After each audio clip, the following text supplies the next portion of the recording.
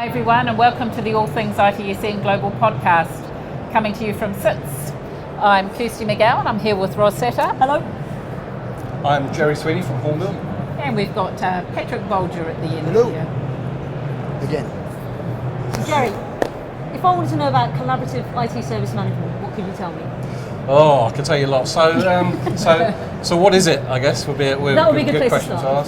ask. I think what we've tried to recognise is when people are trying to deploy ITIL as a discipline in their organisation, it tends to be it comes at it from a process angle, and we feel as a company actually it's people that actually make it all work. So and critical to people, it's not just people; it's their ability to share knowledge and share that amongst the team while they're doing work. So for me, that's collaboration facilitates that.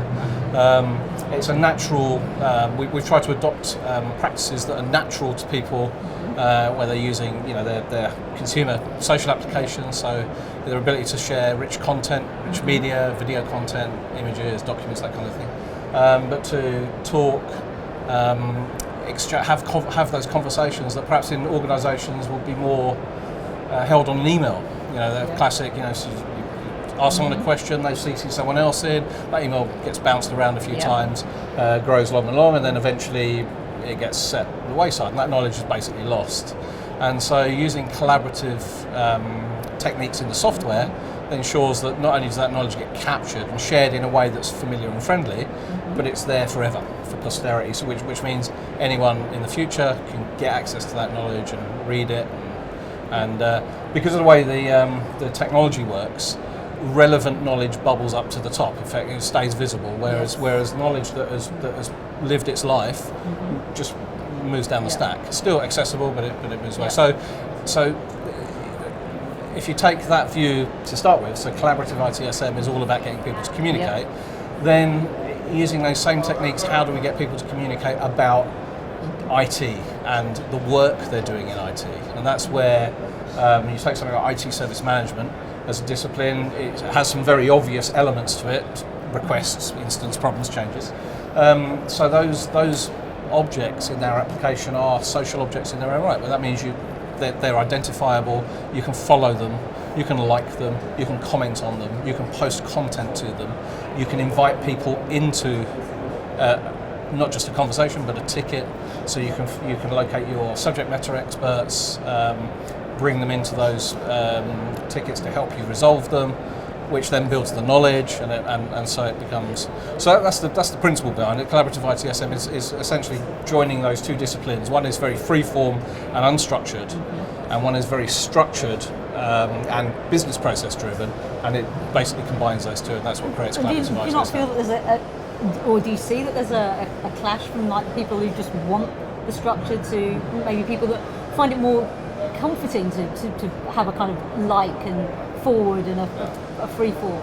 Is there a culture clash? There's huge, and it's not about ageism, but there is an age divide, or not an age divide. That's wrong. There's a generation divide. Yeah. And I think certain people are comfortable with a big form full of fields and buttons where they know where they are and the films.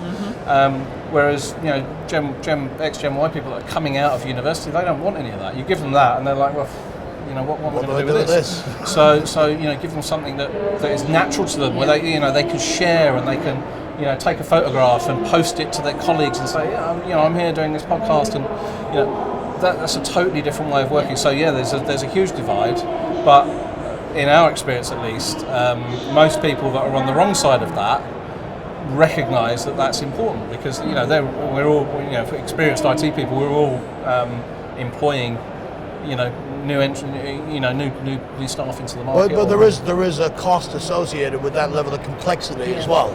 So businesses don't want to pay for that level of complexity anymore. No, so and it is about making it simpler. So the one thing we'll say social ways of communicating has taught us is that basically there are easier ways of doing this stuff. So if I want to share a file, for example's sake, on an enterprise application, it's just a mission in some cases. I'll click this URL and put it into here, then paste it and attach this and save it. Whereas basically it's like the My Mother tests. My mother, I remember telling her several years ago, she said, show me how to use this computer. and she literally lifted the mouse and put it onto the screen when I told her to move the mouse, right? Okay. This is the same woman, Yeah. but right now it's using Facebook, tweeting links to things and stuff like that. And the fact of the matter is, it's easy, and the applications we use Yes. also need to be easy, and the business doesn't want to fund complexity. That to me is key. No, I agree, and I think another dimension to that is, and what we observe is, when ITIL really took off, what people would do is they would send their staff, their people, out to foundation training. Then everyone has the common terminology, and then they'd throw them in and expect it all to work. And of course it doesn't work. And the reality is most people are there to do their job, and they're there because they're a subject matter expert or they've got certain skills. But to orchestrate a process, to really tie those actions back to business value, someone has to, and it's generally one or two or a small team of people, have to be responsible for the process orchestration.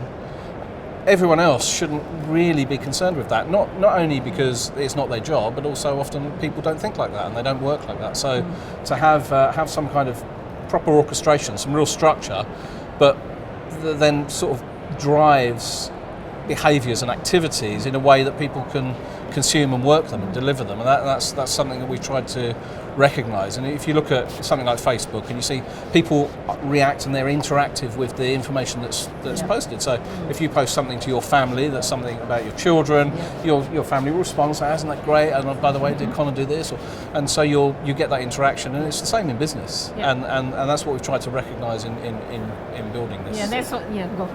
So that's what's happening now. People expect that. They expect that conversation to happen, and they expect it to happen straight away. Correct. So we need to, in service management, enable that conversation to happen instantly like that as well. Correct, and I think relevant conversations need to find the people. You can't. It's a situation of going to find this information, and the teams of people that are doing this need to have a heightened awareness of what's happening around them. And so they can contribute. That's all sort of part of driving that information. It's almost like you're demystifying the sort of magic and the structure around it, and that's probably where the culture clash comes.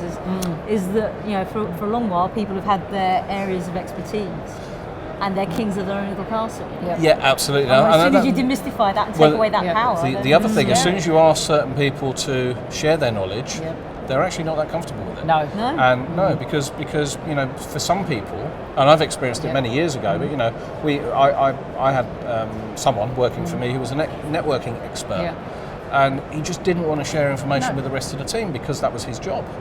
And as soon as that networking, which at the time I think was Wellfleet Bay Routers, I can't remember what it became. I can't remember, but anyway, that was a very specialist area, but the internet was mushrooming, and within 2 or 3 years that became anyone could get a router and configure it and plug it in.